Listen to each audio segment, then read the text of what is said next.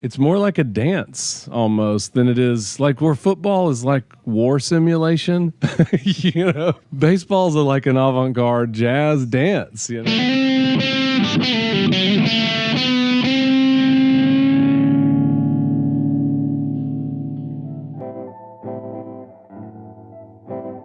That's Jack Sanders, the founder of the Texas Playboys and the creator of The Long Time, a baseball field and event space on the outskirts of Austin. Welcome to Sandlot Social Club. I'm Adam, your host. I play baseball with the Cap City Cobras in Austin, Texas. Jack and I met up for coffee at his home field to talk about how he thinks of design, his time as an architecture student at the Rural Studio in New Bern, Alabama, where he organized a project to renovate the town's baseball field, the home of a black ball club that held regular Sunday games, as well as some of the small things he loves about baseball and his outlook toward captaining the Playboys and playing the game himself. You're in for a great conversation about baseball, or, as Jack might say, a good long time.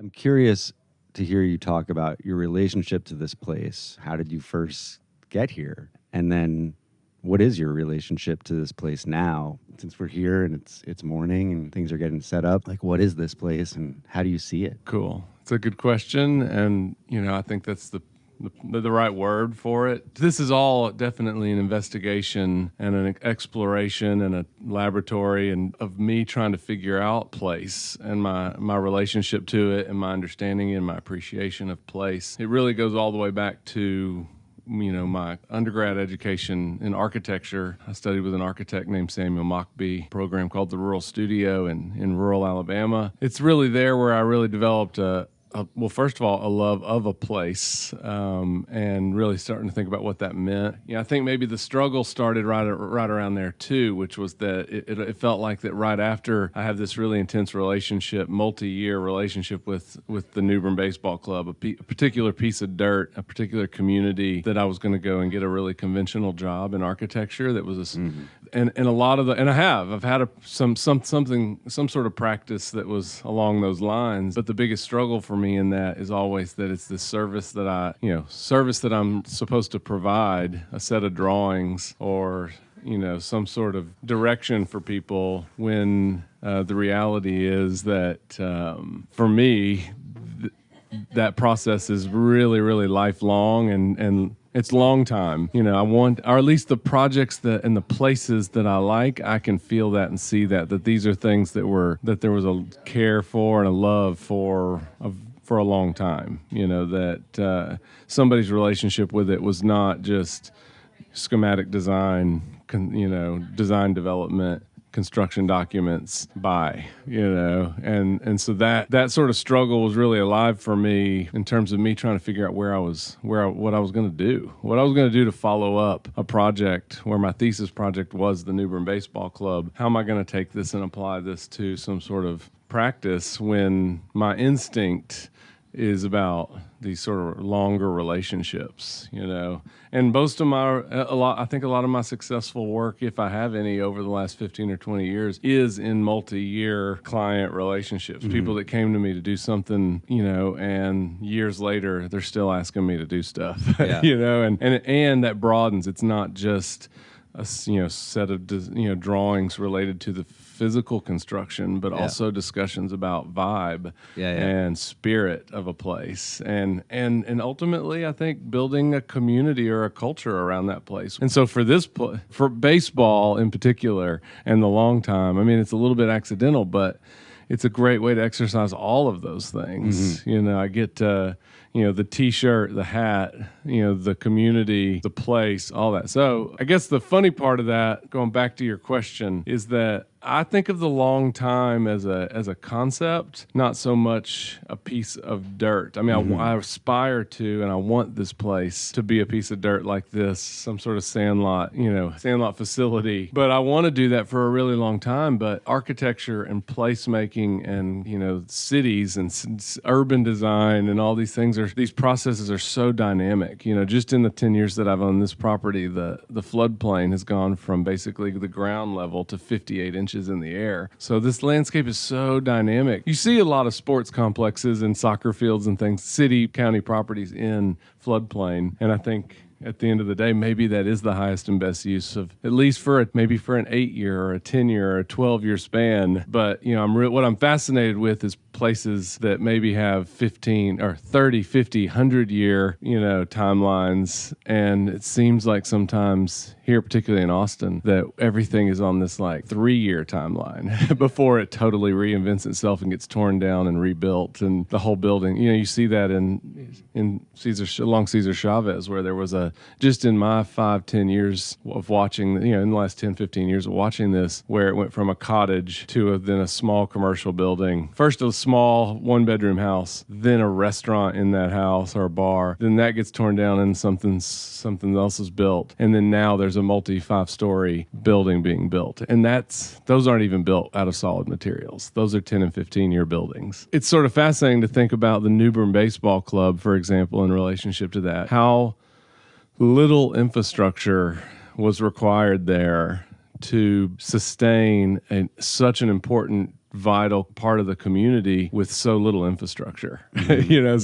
Sandlot becomes this model of sustainability to me. Like, how much absolute spirit can we create and community can we create with as little landfill waste, And so pallet construction for an outfield fence, hay bales, recycled chain link, to be able to explore that, and then to know for the last for at least here, for the last 5 seasons, that we've developed a pretty robust community and spirit, and have been a part of a larger, I think, Sandlot community conversation too. Yeah. It's pretty good for a little for 5 acres of floodplain. Yeah.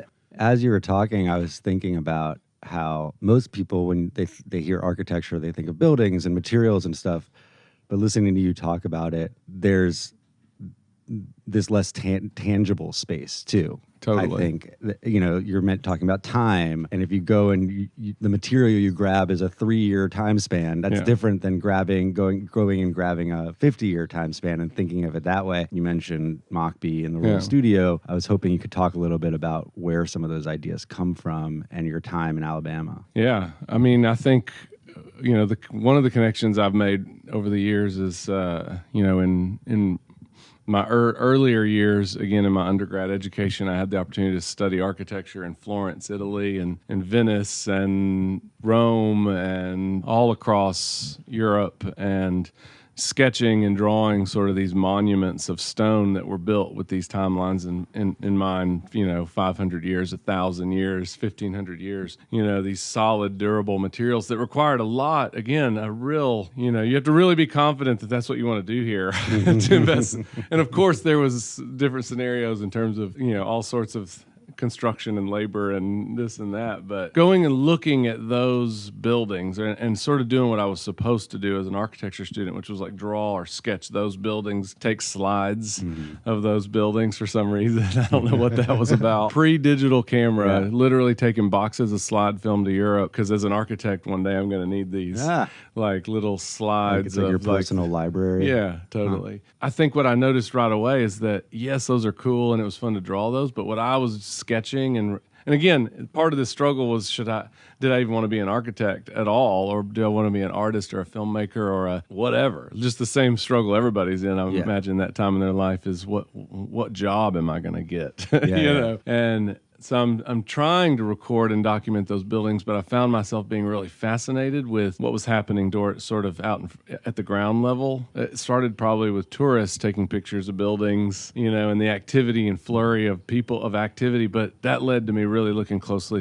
at the what I call the tertiary, constructions, which was like food vendors, street vendors. I love like the metal or plastic tables and chairs and umbrellas that roll out into the streets and sidewalks in certain cities and neighborhoods where like a 250 square foot brick and mortar restaurant can be literally in the street in some place in Brazil, where cars are almost hitting them, and the waiters and and waitresses and are walking out and servicing these, and really just thinking, and just the rolling up and rolling down of that that seemed like such a more lively architecture than these stone monuments, know. So I became really fascinated with that, and then I ended up not long after that in New Bern, Alabama, a town of 200 people in the poorest parts of Alabama, and end up at these baseball games where even though there's 200 people in the community, there would be 400 or 500 people on Sundays at their baseball games, and same kind of architecture just blew my mind. Like how you could roll up in the back of a pickup truck and kind of, some are popping up 10 by 10 pop-up tents, but others are much more inventive and creative, and some of them are using trees and posts that were there, because they've been doing this as a vendor at that particular shades. They've identified what's in the shade because they've been vending there 30 years, but they know to pull a tarp off this tree and this tree, and know their grill's going to go there. I mean, the aggregate in some of these areas of the gravel, I could literally, one day I remember looking down and seeing that one of the aggregates was chicken bones, from baseball games the week before and the week before. And they have a whole week for the next game for the ants to eat all the meat, and then the bone is just part of the aggregate. Then, and you could just see that kind of activity there. So so that architecture really started to fascinate me, and I think I even had some people ask, "Is that architecture?" I'm like, I don't really care. I don't care what you call it. I'm fascinated with it, and I'm fascinated with it as a fabricator and a maker and a builder too, and so anyway, I think this place has become, what a fun way to explore that, where the theme itself is that kind of architecture. It wasn't just the baseball games. There was another event out there that had been going on for 100 years called Foot Wash, that was an annual party in Hale County, Alabama, where I lived, that brought 30,000 people to the woods that had been doing this for 150 years, and pop-up vendors from literally pop-up bars, pop-up restaurants, pop-up T-shirt vendors, bootleg tapes and CDs, everything. That architecture, that construction of how to do that efficiently and cleanly, it's really led to my practice today. Now it is that sort of thing. Like how do you pop up shade that isn't a pop-up white tent with 55-gallon drums on the corners? Like how do you make rental stuff not look like rental stuff? And Sandlot is a way for me to really practice that out here, and not not have to worry about things rusting or degrading. It's all part of the story and the theme. I've got to change things out quite a bit. A pallet fence will actually rot out every 5 years or something. So again, that's a real struggle as somebody who's trying to create a design practice. I've left Mockbee way behind. To bring it back to Mockbee, maybe this runs us in that direction. There's kind of a way of looking too that I think is involved in the process. When you look out and see everything here or anywhere really, on a street in Brazil or in a town in Alabama, how are you processing what you see? And it seems to me that's something that was part of that rural studio education in some ways. How do you look at the world around you? The goal was, or at least the way I interpret it now, is to get students out of the classroom and to get them into what he called the classroom of the community. And suddenly you realize that, well, one, that there's so much more potential in your designs, but mainly at the bottom line is just understanding that there's a human living, breathing component to it. And I think also not just the social and human part of that, but also from a building science, there's a maintenance issue, and part of that is caring and loving what you're building. I think so often that's what I meant, the relationship with just saying, here's a design, now it's your problem, versus you watching something fade or decay and realizing, oh, I'm going to need to paint that this year. But mainly the human part of it. I mean, once Rural Studio students, those students are assigned or given the opportunity to have a really deep relationship with a client who has real human needs, and they have the ability and the talent and the skill potentially to have an impact on that. And it just changes the game completely. And it's really just, in terms of studying with Mockbee there at that time, there was the construction and the design part of it, but the bigger part of it, or the more obvious the more palpable part of it was sort of the spirit of of the whole community, the relationship between the students, the faculty, the citizens of Hale County, and that was the emphasis. and so it's hard once you've experienced that to not try to apply that to all your work, and I think that's what he wanted to happen. I think he wanted us to be snake bit is the term we used to use, that you were snake bit. Once that happened, then it's this constant search for how can I get my projects and my work to feel that way. Yeah. Well, once your eyes change, there's no real going back to seeing things the way you saw them before. No. I mean, I was watching Citizen Architect last night, and I was thinking a lot of Jane Jacobs. Mm-hmm. And I remember reading that book, The Death and Life of Great American Cities, when I was younger, having grown up in New York, and I could not look at the city the same way ever again. It just changed the way that I processed the structures around me. Yeah. And Mockbee seems like somebody like that. Like, you study with him, or you study in that space, and then wherever you are in the future, you're going to see things differently. In terms of looking, this is the part of Alabama where Walker Evans had been in the 1930s, and William Christenberry later. I'm interested in art too, and so I was really trying to look at it. I was literally trying to find the buildings that William Christenberry had taken pictures of and go find those buildings, and just this really intense, in-depth journey and search. Yeah, and so I wanted to find a way to apply that learning to a practice of some sort. You then went to UT and studied with Steve Ross, and that was another person whose kind of way of looking at the world folded into this larger way of looking at the world. Absolutely. A matter of fact, when I showed up at UT for grad school, there was, I would share this experience that I just had in Alabama with my instructors, and a lot of them in the sort of the same vein of with students that went into practice, where it was like, oh, it's all downhill from here kind of thing. That's There's a side of cynicism about it. Yeah. Sort of cynicism of like that. You did your social stuff. Now you need to go get a job. I think oh wow, in grad school, there's some rain. Yeah. Where were we? That was really interesting. You were talking Steve like Ross. The kind of the cynicism and like there's people a cynicism say to you, about that in relationship to leaving undergrad and going into practice. But I think even with the graduate level architecture, for me, it was sort of the same thing. It's like, okay, you studied that. Now let's start studying architecture.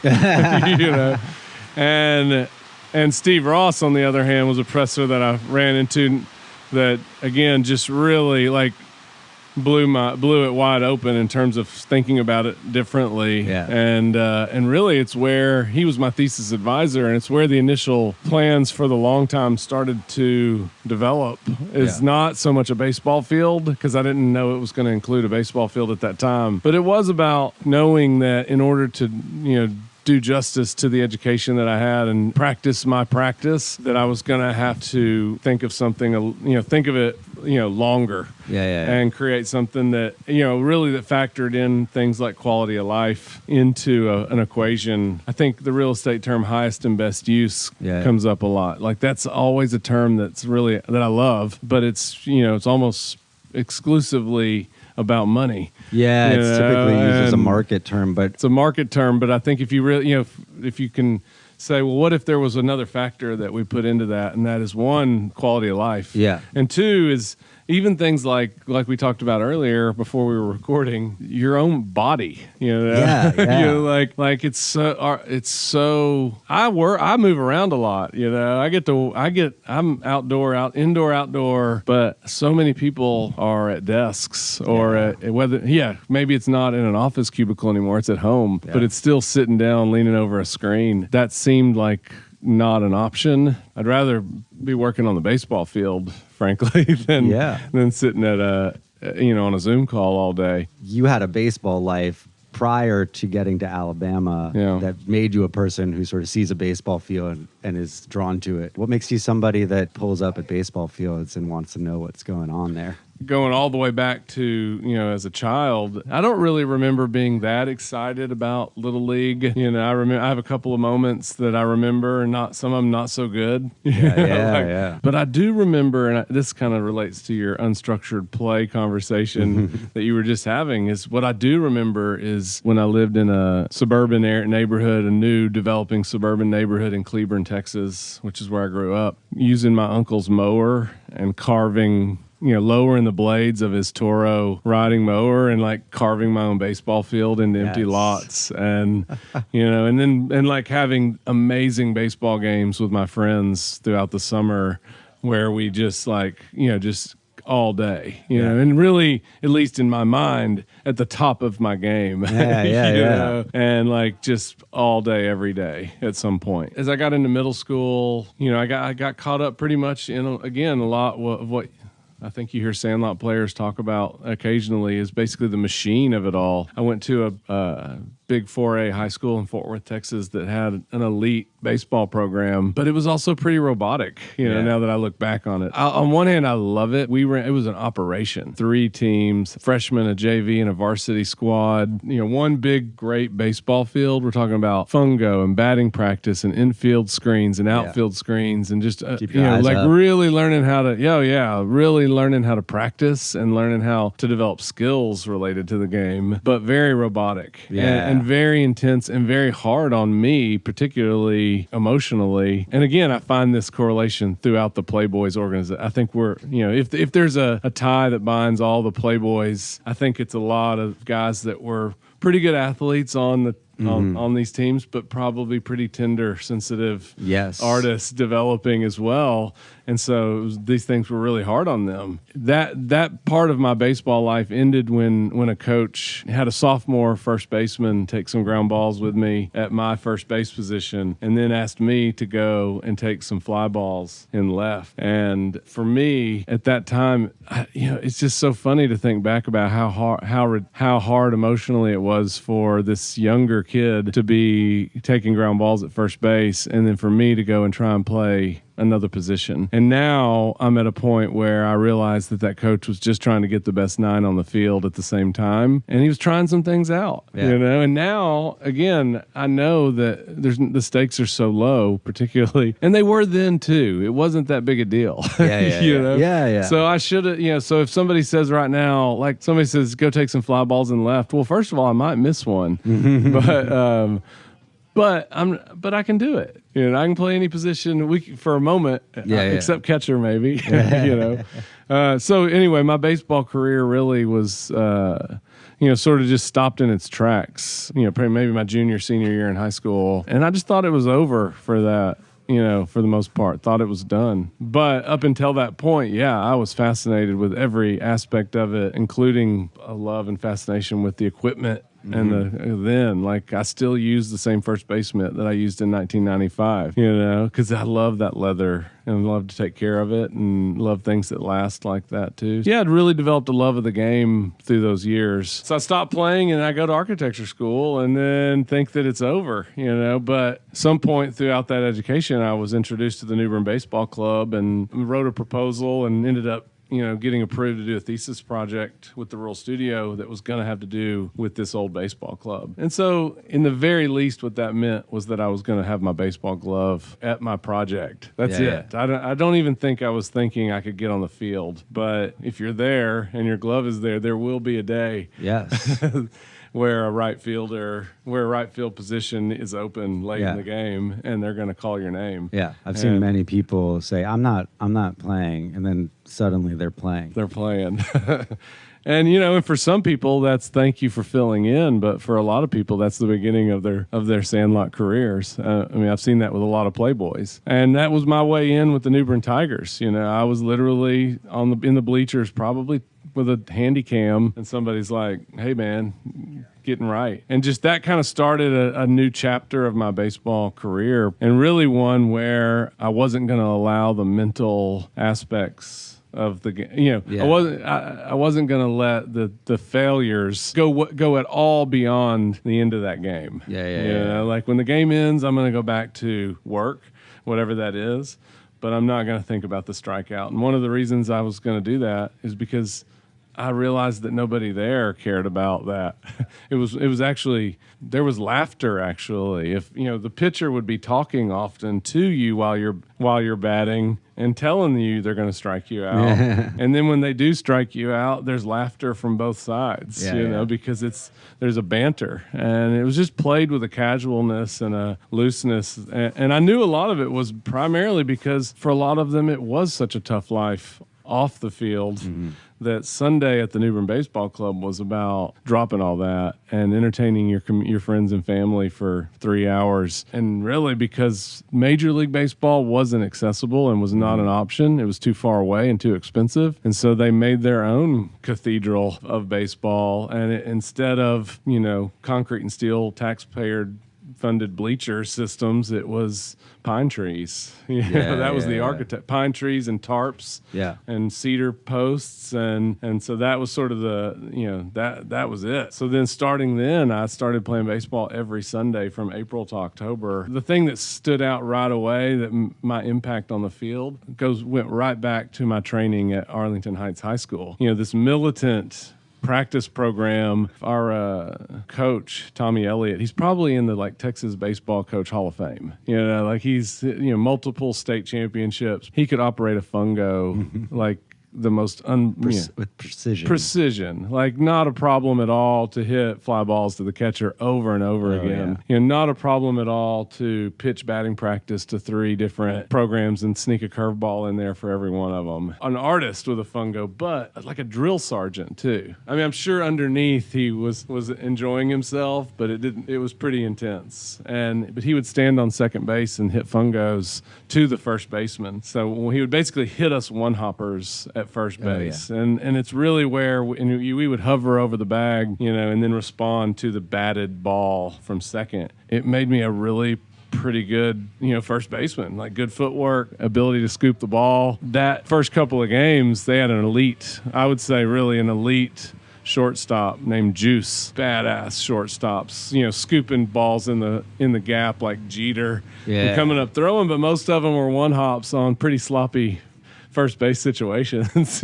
Sandlot dirt, these are not groomed or manicured fields. So my ability to respond to that and scoop the ball, Juice was like, man, this dude's in. So I just started a new chapter where I had a whole different level of confidence and really just made that connection, that, wow, I think that's a metaphor for how we should approach our all of our lives. I like to think, the only comp I can think of is, like a kid coloring, or drawing castles, that imagination and that comfort in art, in being an artist. And something similar to that as a ball, or the way I played baseball with my friends on that Sandlot field in Cleburne, Texas. It's like when you hit a home run, whether at the long time or wherever, and people talk about the ball slowing down. And it's sitting on a tee, basically. I've had a few of those.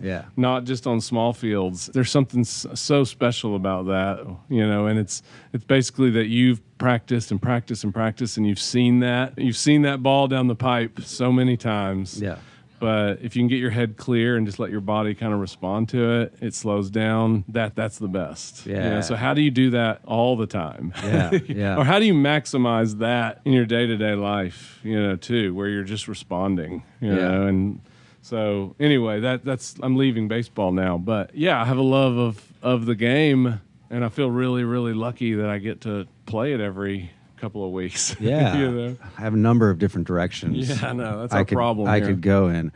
I mean, one thing I want to talk about is this word congregation as a kind of thing that people are doing when they come together to play baseball, that they're congregating to play baseball in a way that I wouldn't really think of that with maybe another sport, right? And maybe that has something to do with the number of people that are involved. I was talking with some folks yesterday, throwing out this idea. I was like, I think baseball is the only sport that gets proportionally better the more people you add to it without sort of pausing or plateauing, right? Like you can just keep adding people because you start with a few people and like you're having a catch, and then if you have a few more people, you can maybe like do some ground balls and stuff, and then eventually you have enough people for a scrimmage. But even then, then you get some people they're hanging out in the base, but they're coaching, and you meet some people in the dugout, and it just, you're adding more and more. If you did that with hockey, basketball, these things, eventually it would just get really crowded.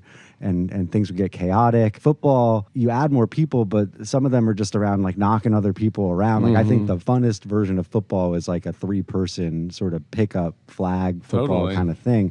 And then the other thing I wanted to talk about is baseball as kind of like a material, or like the malleability of it, and some of the ways that you hear have experimented with rules and just had fun with it, right? To sort of see how turning dials here and there changes aspects of it. Yeah, I can go a lot of directions there too.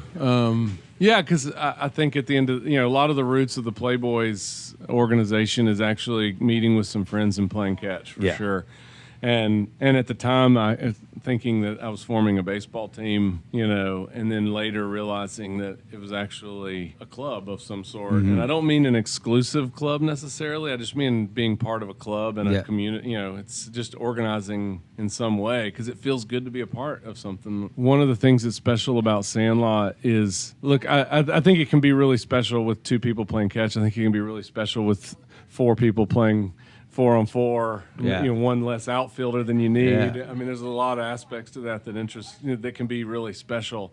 But I think for us, at least certainly here at the Long Time, at some point it transitioned, and I realized that the baseball was actually just a backdrop for what I was interested in, which was this other side of the backstop. This side of the backstop that we're on now. The fan, or the what would make it interesting or worthwhile for people to want to be here, because it's not statistics, it's not even wins and losses, but there's something about baseball in that way. I've always been sort of interested in the word pastime, and I think you and I might have talked about this before, but the first use that I've seen in my research, I found that some of the earliest uses of baseball as an American pastime go way, way back. When baseball was probably presented a lot more like this than it was than the way it is today.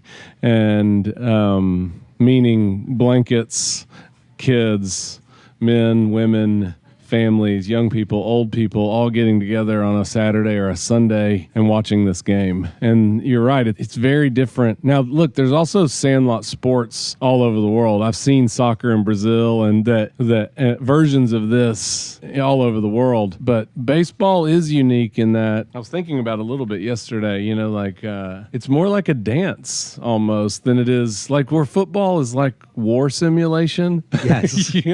Baseball's like an avant-garde jazz dance, and it can be that way. The vibe of it can, I've thought about it too. I'm like, we're a small field like the Long Time. It's almost like arena football, arena baseball, high scoring, fat, this and that. But I've even thought about versions like I talked about doing this on the grounds of a museum once, where could you play pepper? Can you shorten your swing enough and go through a game of baseball, but at sort of half speed? And I think you could. Probably, yeah. I mean, everybody would have to really be at half speed. Yeah. But, anyway, meaning that it's a dance, and it's a dance where you're responding to action, so maybe it's a little jazzier. Yeah. But, so you hit the ball, I respond to it. Yeah. That's the baseball side of it. I'm fascinated with this side of the backstop, and I feel like Sandlot really started to take off, for at least to me in this community at Go Valley Fields, when we started to consider what the experience was like on the backside of the backstop. There's something really special about having people share this with us, and the fact that there's fans, but for here too, one of the really special things about playing here is that the backstop is like, just 5 or, well, I guess it's 10, 12 feet from home plate. When you take a strike and you look back at the catcher and the umpire gives you a called strike, you look up and the 3 people on the fence line are all right there with you. And they're sharing that experience with you, and there's a banter and a chatter and a proximity or intimacy to that is what's so different than watching it, say, at a major league field where you're 75 feet, and a lot of that is safety, and it's also just so intense. There's a lot of cuss words, and I'm as interested in this side of the backstop now as the other side. I feel lucky to be on that side a lot. I don't think I could do this. My wife's pretty clear about that, you know, she wasn't going to be at some of the fields. You know, when we were renting fields, that experience was not going to be conducive to her or my children being at all the games and enjoying all the games. You know, I think it's really, really what separates a lot of the maybe we refer to as conventional sort of men's league baseball versus is that people actually want to watch it. And it's because it's not about our performance on the field. It's about the vibe on the backside of the backstop and how inclusive and accessible that is, I think. Not every team has that figured out yet. What I love about Sandlot clubs developing is the kind of growing pains that they each go through to figure out who they are, you know, as a team and a club and a culture that's sustainable too. There is no formula. They're all different. But at the end of the day, if you think it's about your performance on the baseball field and you recruit based on that, your team will not be a team after 3 seasons. Or won't be a recognizable team or a team that you enjoy being around. Right. You make this distinction between like the playing of the game and the experience of the game. I mean, for me, and maybe this is just my lens, I see all of that as part of the game, like the experience too. This could be the New Yorker in me, that childhood experience of going on trains and getting to the stadium and growing up in a baseball city that was becoming less of like a civic baseball culture, right? Where like everybody kind of participated and becoming more of like a superstar baseball place where you went and watched these $1 million athletes perform at the highest level. And I go to Citi Field now to see the Mets, and that is a nice place and all. Totally. You know, it's fine. It's great. But when things happen there, a home run or a hit, there's these flashes of light, and it's a different experience than the one I had as a child going to Shea Stadium. There was a sparseness there. There was more intimacy in that stadium. I'm right with you. I mean, I think that at the end of the day, I think that's where Sandlot, and Sandlot is a lens to me for this larger architectural kind of sustainability questions is to just be able to take not just the game, but all of the pieces of the game and strip them down. I think we realize that we've been sold there's a lot of add-ons that we're being sold and given now that we didn't need, and ultimately that just makes a lot of it wasteful and maybe worse, inaccessible. I imagine that along with, you know, having 4 or 5 25 million plus per year players on the field, that the ticket prices and the hot dog prices and the beer prices have gone up. And it's like, you know, is that America's pastime? I think a lot about Major League Baseball in relationship to this. You know, who gets to go to those games? And yes, there's super fans, season ticket holders, and I'm not dissing the game. I love that game. And I love to go. But my experience typically is that somebody offers me a ticket or an opportunity once a year. And I imagine that most Americans, it's an experience similar to that, where they say, I got tickets from my office, or hey, I got a ticket to the game, and let's go spend $400 together. Yeah, and so for those people that aren't super fans, but that are just looking to go to a baseball game and eat peanuts and like have a beer, there's a lot of excess in that experience for them. You know, to sit in that hard chair in the concrete cathedral there versus a blanket out here. You know, and again, there's definitely ways to feel included in that situation too, like the wave. Yes, like or they do the beer cup, snakes now too. I've seen that. Yeah, or Edwin Diaz's walkout song. That's true. Yeah, like all that shit's badass. Yes. But hard to give to everybody. Yeah, you know, I've seen kids this age here, 4, 5, 6 years old, come out here and pick up balls and walk up and get somebody to autograph it. But the pureness of a 5-year-old or a 6-year-old or 7-year-old, you know, wanting to have a baseball or a relic from that game and whatever they're seeing with those superheroes on the field. I think there's situations where kids have seen that out here, and for a lot less than $25 million a year, you know, that we can offer those positive role model local experiences with, you know, for a lot less. Again, not that they all have to be just like this, but even like you've talked about other times, like just activating Patterson Parks or the empty kickball and sandlot fields across the country. I mean, even in response to your New York comments, I mean, I remember probably around my New Bern Baseball Club days being in New York and walking through Central Park and seeing a game at one of those fields that was it looked like it was mostly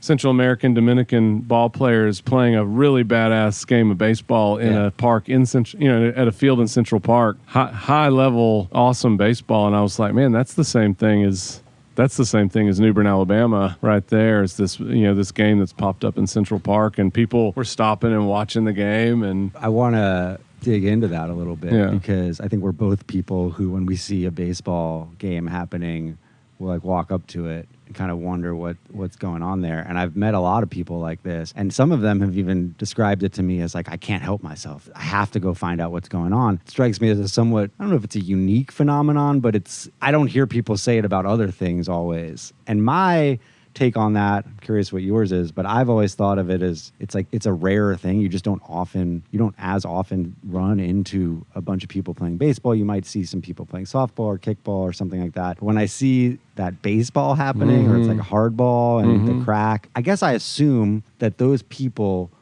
playing that game they have something in their life that is insistent upon playing that game. They're taking that effort to do this particular activity, not some other activity. And I want to know why. It's a great question. I'm thinking about it myself. I was really spurred to do this with the Playboys because of just telling people about New Bern Baseball Club. Yeah.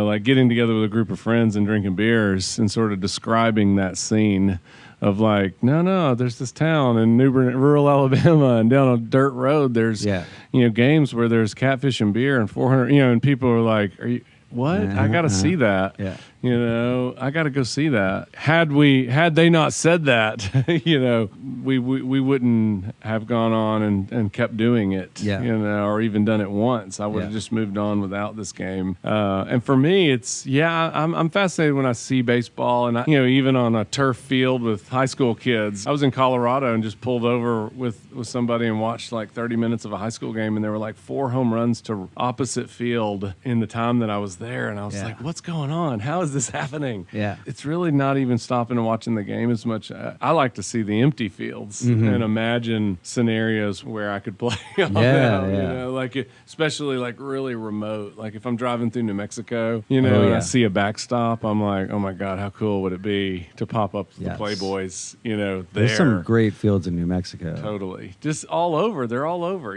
just that idea of, I like the idea of, I just like to imagine activating those spaces. Yeah. And thinking about what they might have been like, especially in areas where that in the 50s or say or the 40s. That's actually a neat thing too. Is there's connections to this type of baseball to the way that say my grandfather's generation actually witnessed, and a lot of that was again making your own fun because you didn't have access to as much stuff, digital, or even, hopping in a car and going and seeing the Braves or whoever, so it's, this type of baseball was really common. And my grandfather played baseball in the 40s. His name was Jack Sanders.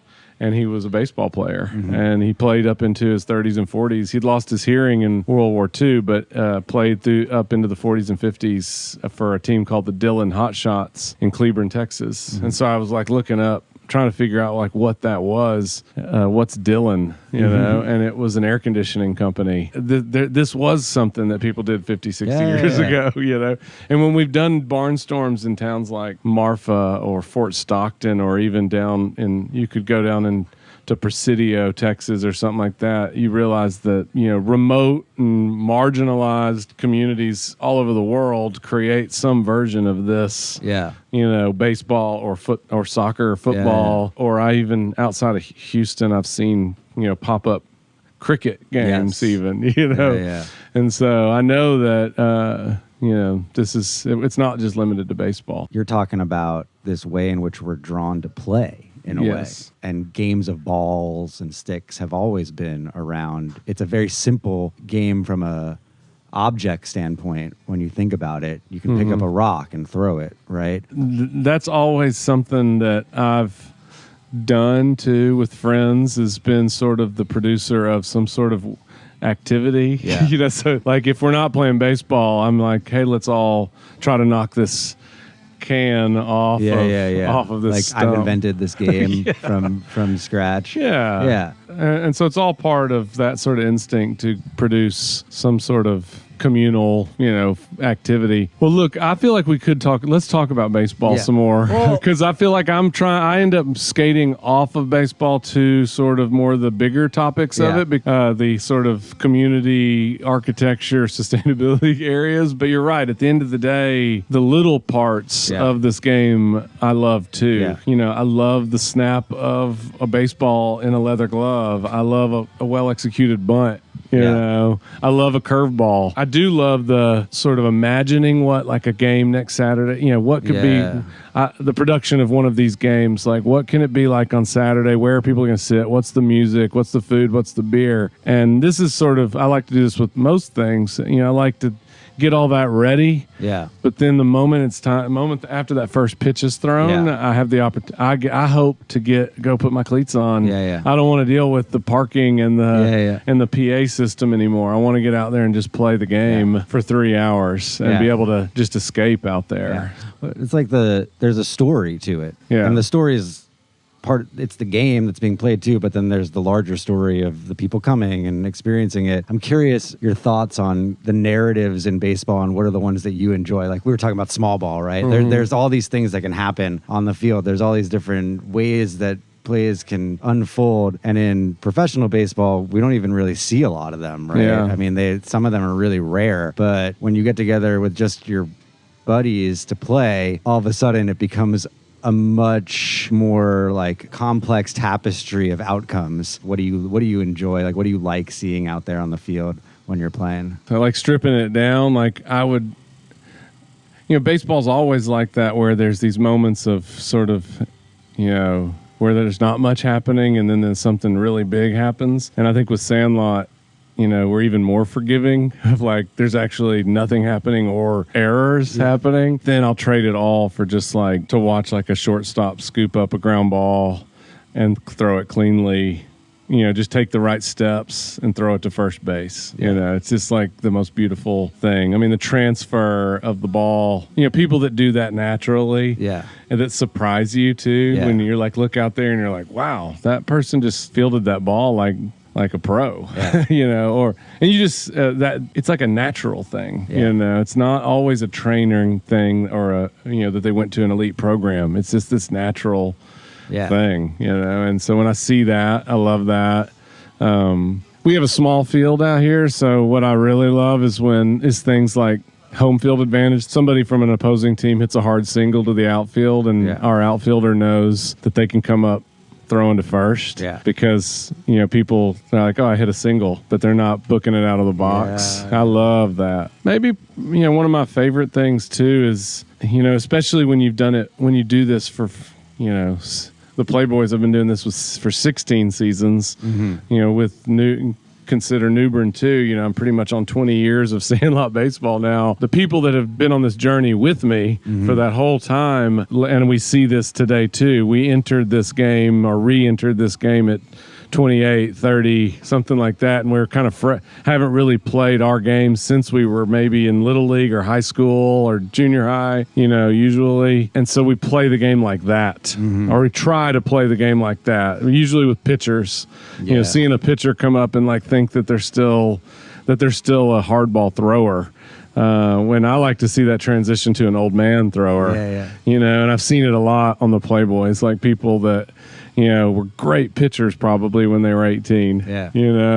Or probably, I take that back. They probably weren't great pitchers when they were 18 because they thought it was about overpowering and they thought it was about velocity. And yes, there's elements to velocity, but what it's about is, an old man pitcher, though, it becomes about location, change of speed, pitch selection, and develop and keeping people off balance, and developing a third or a fourth pitch. And so the people that are still pitching in this league after 10, 12 seasons or 8 seasons or 5 seasons, seeing that transition from sort of the young and dumb fireballer to sort of it's like the Phil Necros or the I'm just starting to read Ball 4, Jim Bouton or whatever his name is, and these or an R.A. Dickey or something like that is somebody who's without finding a new way to do this,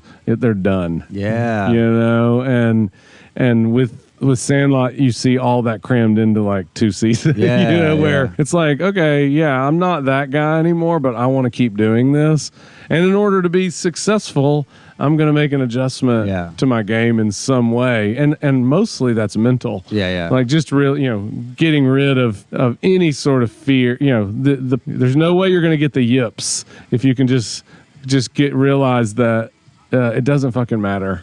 With the Playboys especially, I feel like, I think for us and sort of what I hope is the metaphor for the Playboys is this sort of swing and miss thing. Like go up there, take a big hack at the ball, relax, take a big cut, swing for the fence. No matter what happens, we'll support you when you come back to this dugout. We might not be watching even.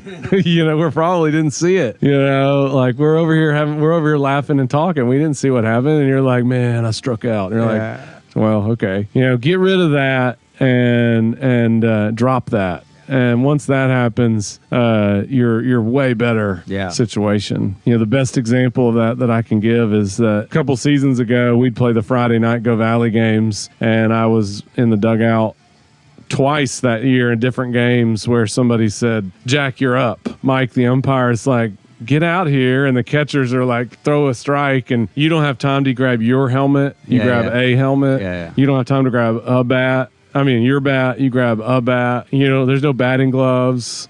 You go up there, and you don't have time to think about it. And twice that season, I hit home runs at Go Valley, both in situations where I was literally on the bench laughing and talking and telling jokes until the moment that I went up to bat. And yet what I was taught would have been to be in the on-deck circle, like watching the pitcher, like timing it and like getting myself all mentally worked up. I'm basically setting myself up to put too much pressure on myself and to overthink it and to probably minimize the chances that what I'm looking for is that moment where my muscle memory and mental memory of seeing a ball right down the pipe, like in the batting cage, take over and you just take a cut. And anyways, I think, what I like to happen, and this is what I think is so special about a club and a club like the Playboys, where I think there is an emphasis on creative professionals somehow, is that's a metaphor for what we should be doing off the field too. And is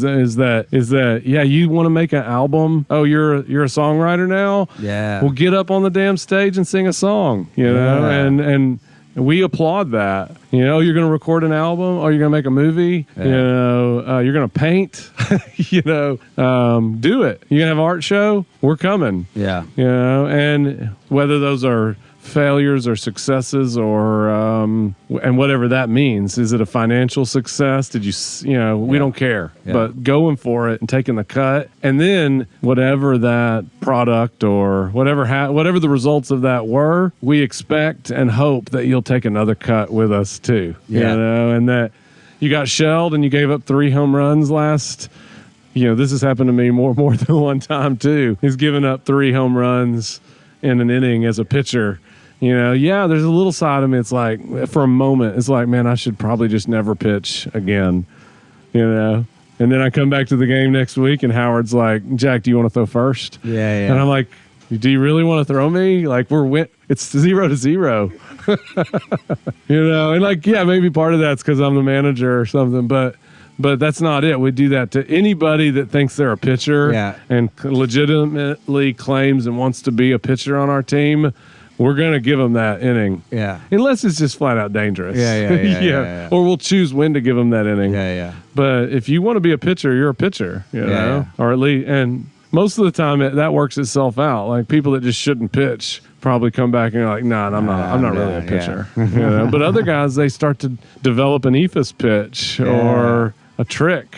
And now, like for me, I tell my catchers when I'm pitching and they laugh. They're like, what do you want? I'm like, fastball, curveball, change up, and I got a little submarine sidearm thing that I'll do. That's 4, But then I'm like, give me locations too, and they're like a little snicker, like, huh, okay. But I'm serious. I'm like, I'm not gonna throw it right down the middle. There's a lot to think about out there. Like if you can get to a place where you feel like you're playing that game as a Yes. pitcher, Yes. and you have a way that you're going to approach it. That's a lot of fun. Yeah, and so it's like if we play a team like Warstick, for example, Yeah. like throwing a pitch right down the middle to Ben Jenkins, the owner of Warstick, is formula for two things: either a home run or my dental work. Yeah. You know, He hits in two places, yeah. over the fence or at your face. yeah.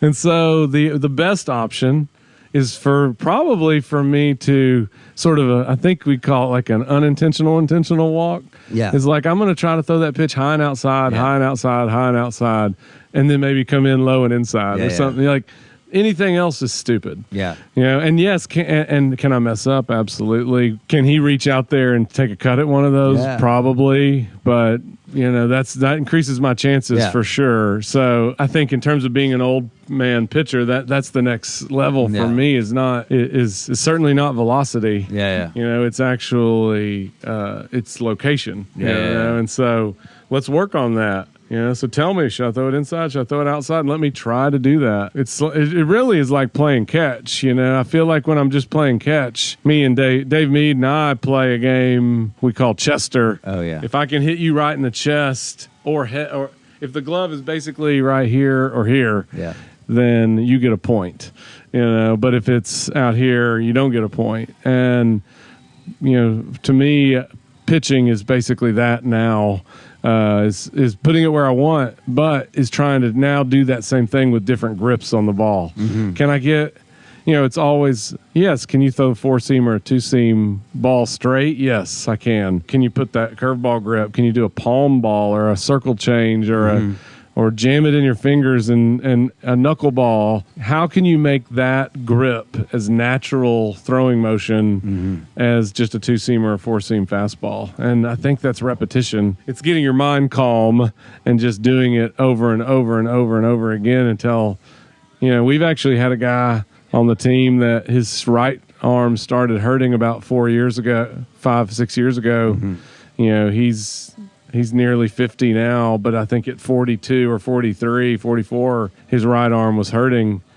And, you know, he's an athletic dude and practices yoga and this and that and meditation and pretty smart guy. I think he just said, why don't I have this other arm Yeah. that I've never really used? Yeah. You know, I'm going to teach myself to throw strikes with this ball. And now he pitches in games as a lefty. Nice. Yeah, and I think that kind of stuff is a lot of fun too. That is really fun. There's a magnetism that is apparent. Something's drawing people to playing, whether it's the game or the stuff around it, the experience of just being with your neighbors and folks in your city in the same place and gathering. What do you think draws people to places like this or Go Valley? Like, what is the appeal? Yeah, I think that's sort of my lifelong pursuit that's the is question. to sort of investigate that. And you know, what I'm sort of fascinated with is how simple I think it might be. There's certainly some element of just feeling like you're a part of something. When I was a young person in Cleburne, Texas, my family went to church regularly on Sundays. I think my parents still go a little bit, but they certainly don't go with the frequency that we did as a family, the four of us. And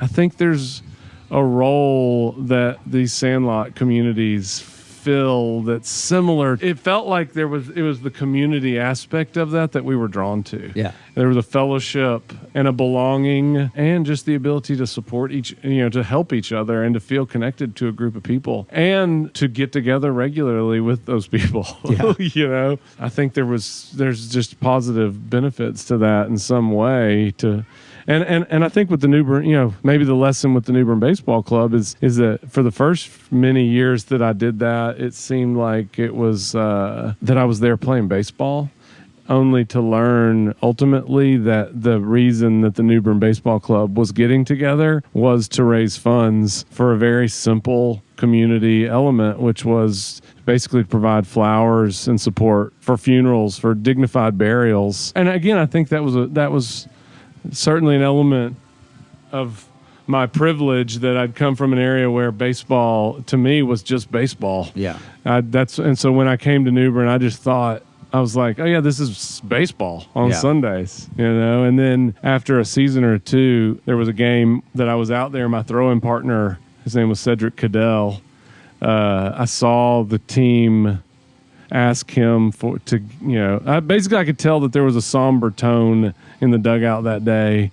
And I saw a transfer of funds from our cigar box, which was the gate money, to somebody in the dugout. And so I asked Cedric Cadell I was like, what was that all about? What's that? And probably kind of pushing my nose into something that what as a rookie or a second year player wasn't really my business. Mm-hmm. And he was like, well, that's what he said he said that's why we do this, basically, and that the money that we raise here is to provide dignified burials. I'd never heard anybody say those two words next to each other, like a dignified burial. I was like, what the hell what does that mean? Mm-hmm. Because it was never in doubt, I guess, where I come from, that somebody was going to get a bunch of flowers at the funeral home. But in this part of Alabama, the baseball club actually dug the graves by hand. That was the role that these athletic men played in the community, was not only to throw these baseball games once a weekend to raise a couple $1,000 for the cigar box, but then whenever somebody in the community died, that they didn't have to spend $600 digging a hole and then another $600 for flowers. And so the idea that game was for something that beautiful and that simple and that important just sort of blew my mind. And really, it even took a couple of years of the Playboys doing their own thing before I realized, well, shit, if we're going to be influenced by that,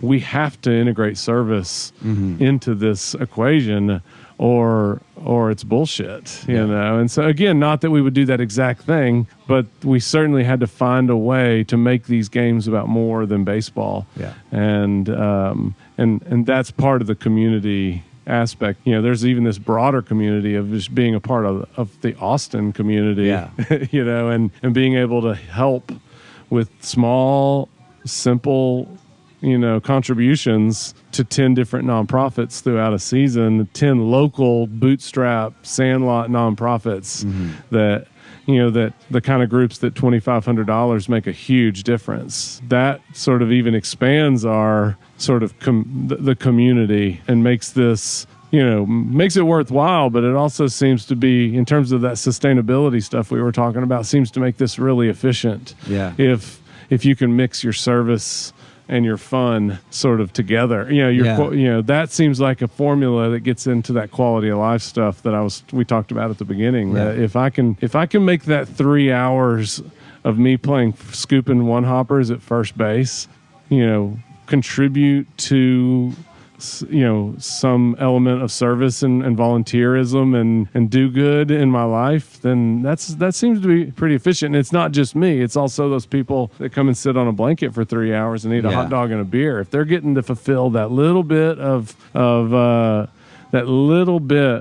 whatever it is that they would go pay $400 to go sit in a major league stadium for, to get this sense of Americana, baseball romance. If we can give them that for $10 and give that $10 directly to, the Health Alliance for Austin Musicians, what an efficient model. Yeah. I find that to be pretty awesome. Yeah. I'm thinking of all the roles that you're talking about involved in this, and it's really, in a lot of ways, like a building process where everybody gets to participate. Yeah. Right? Like even the people who are showing up at the blanket, they're part of the build. Absolutely. It's like maybe it's a lot like one of those barn raising kind of things. And if you're seeing when they move a barn with just people power or something like that. Yeah, it's something like that. And I think that's why it's important. And I haven't got this tradition to work just right yet. But what I try to do is move the good game to the backside of the fence. So like the Playboys, what I encourage them, and it doesn't always work, is that instead of meeting the other team out in the middle of the field, which is sort of symbolic of good, we had a good game, is to move that good game to this side of the fence and hit everybody. Hit those, usually when we go through 8 innings out here, there might have been 300 people here in the 4th or 5th, but when the 8th happens, there's 25 people here. The look on their face, when you surprise them right after the game with a good game, hand up, fist bump, good game, it's pretty remarkable. They really appreciate it. It's such a simple gesture that just says that we all just had a good game. Good game's the most beautiful maybe thing that there is. Yeah. Baseball and good game is about as American as it gets to me, is that I can meet anybody from any political, persuasion on this field for 8 innings of baseball and feel pretty good that at the end of that 8 innings that I'll meet you in the middle and we can say good game. And, I think that's pretty American. All right, Jack. Well, good game. Good game, buddy. Thanks, Jack, for coming on the show. Thanks for listening. Please subscribe if you liked what you heard. You can also follow us on Instagram at Sandlot Social Club Podcast for new episode teasers and even more sounds of Sandlot. Baseball season is winding down, and so am I, which means only 3 more episodes till we head into winter. So stay tuned and keep dreaming of baseball. Hopefully, yours are a little less scary than Jack's. My recurring dreams are that I'm supposed to be out on the mound pitching and I'm in the locker room and like my shoes won't tie or my socks won't pull up or my cup won't adjust right and I even have one awful one where my teeth started falling out